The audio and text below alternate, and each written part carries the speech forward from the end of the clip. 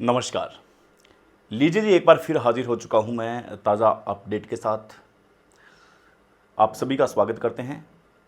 कल जो एपिसोड था उसके अंदर हमारा प्रिडिक्शन था कि 80% वोटिंग है जो वोटिंग बाड़मेर में रहने वाली है, लेकिन उसको भी लोग गलत मान रहे हैं। लोग ये कह रहे हैं कि नहीं जी, 80% नहीं, इस बार 85 से लेकर के 90% वोटिंग रहने वाली है।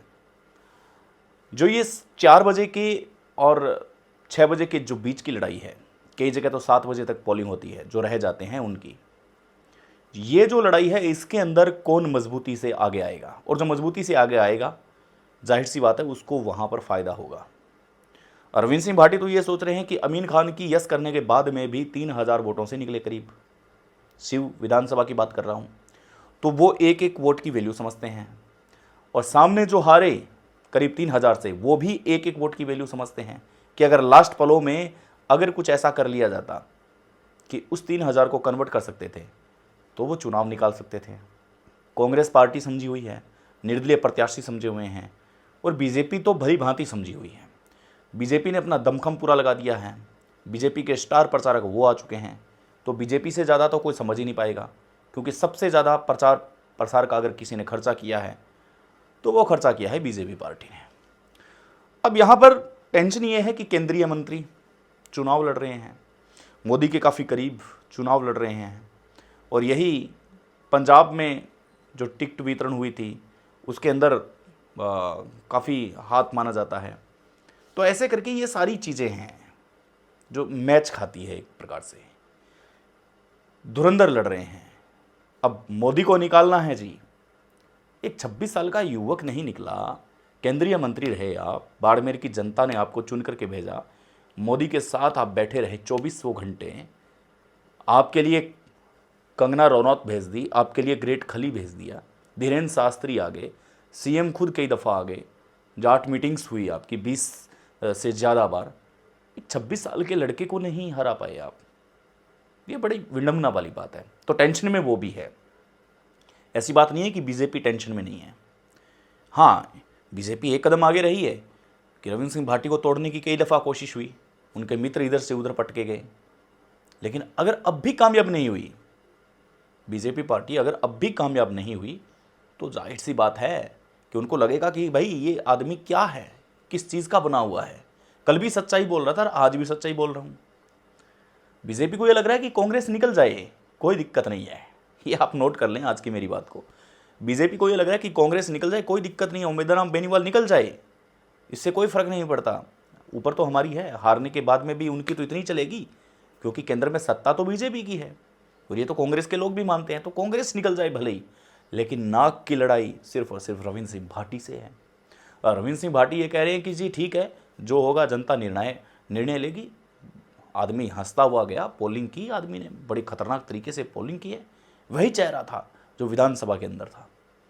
अब आरोप लग रहे हैं कि शिव के अंदर बूथ नंबर 36 पे बताया जा रहा है कि किसी पप्पू राम मेघवाल को, कांग्रेस कार्यकर्ता को, एजेंट को वहाँ पीट दिया है, वहाँ खदेड़ दिया है, निकाल दिया है, वहाँ पुलिस प्रशासनिक अधिकारी भी वहाँ पहुँचे, रविंद्र सिंह भाटी से और से सफाई दी गई, कैसा नहीं हुआ, अनौपचारिक है, हालांकि इसकी औपचारिक कोई घोषणा अभी तक नहीं हुई है।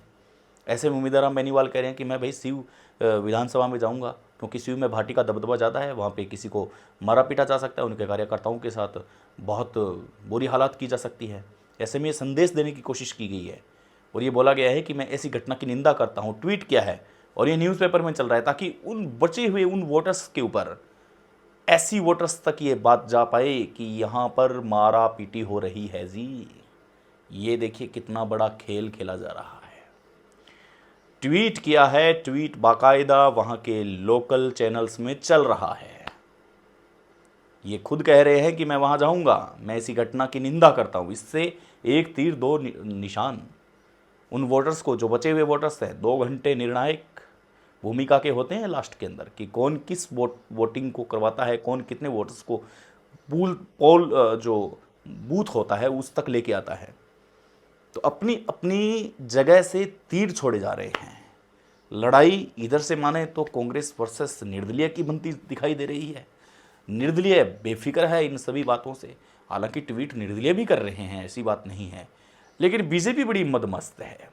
बीजेपी ये अंदर ही अंदर पूजा पाठ कर रही होगी, फिर निर्दलीय न निकले वरना यहाँ बहुत बड़ा एक मजाक, एक हंसी का पात्र बन सकता है। अब कांग्रेस तो कांग्रेस है जी। अगर मान लीजिए बीजेपी जीत जाती है तो कांग्रेस के लोग तो ये कहेंगे कि राहुल गांधी सच बोलते हैं, ईवीएम हैक है। राहुल गांधी ने तो पहले ही बोल दिया था कि ईवीएम हैक है जी, चुनावों में ईवीएम हैक हो चुका है। अगर बीजेपी जीतती है, और बीजेपी ने पूरा जोर लगा दिया है, रविंद्र सिंह भाटी को तोड़ने की कोशिश हो रही है, और ये इधर दोनों आपस में उलझ रहे हैं, और लास्ट में अगर इन 2-3 घंटों में अगर फ़ायदा अगर बीजेपी ने उठा लिया तो कांग्रेस पार्टी आरोप लगाने वाली है कि ईवीएम तो हैक है जी। ये लोकतंत्र को ख़त्म होने वाली बात तो हमारे राहुल गांधी ने पहले ही कह दी थी। लेकिन फिलहाल बातें यही है कि 26 साल का एक युवक सबके दिमाग में बैठा हुआ है। यहाँ राष्ट्रीय पार्टियां हैं जी, किसका क्या जाता है, किसी का क्या नहीं जाता, कौन से वोटर को टटोला जा रहा था। रविंद्र सिंह भाटी के जो निर्दलीय प्रत्याशी है उनके तो कार्यकर्ता जाएंगे, उनको बोलेंगे 5 बजे जाके टटोलेंगे, हाँ भाई साहब कैसे हो आप। बोले ठीक है जी, वोट दिया नहीं दिया आपने। बोले जी वोट तो हमें तो कोई लेने ही नहीं आया, लेने नहीं आया तो देखो रविंद्र सिंह भाटी ने आपके लिए गाड़ी की व्यवस्था की है, आप वोट देने जाइए। तो ऐसे करके वो फायदा उठाने में कितने सक्षम हो पाते हैं ये तो निर्णायक समय बताएगा। लेकिन यहाँ कांग्रेस भी पीछे नहीं है। कांग्रेस के कार्यकर्ता बाड़मेर में अपनी पोलिंग करवा करके टोटल बाहर निकल गए हैं। मतलब जैसे 500 आदमी कांग्रेस के हैं तो वो 500 के 500 आदमी 5-5 के झुंड बना करके 100 ग्रुप्स में फैल गए हैं। भाजपा मदमस्त है, भाजपा पूरी कोशिश कर रही है, गाड़ियों का काफिला जा रहा है, वोटिंग करवा रहे हैं, सब करवा रहे हैं, लेकिन वो बड़े मज़े से चुनाव देख रहे हैं। वो देख रहे हैं कि ठीक है कांग्रेस निकल जाए अच्छी बात है। अभी तक बता रहे हैं वहाँ के लोग कि 80% से ज़्यादा अबव वोटिंग परसेंटेज रहने वाली है। समय बताएगा कि क्या हुआ है। अभी तक शांतिपूर्ण तरीके से चल रहा है सारा काम।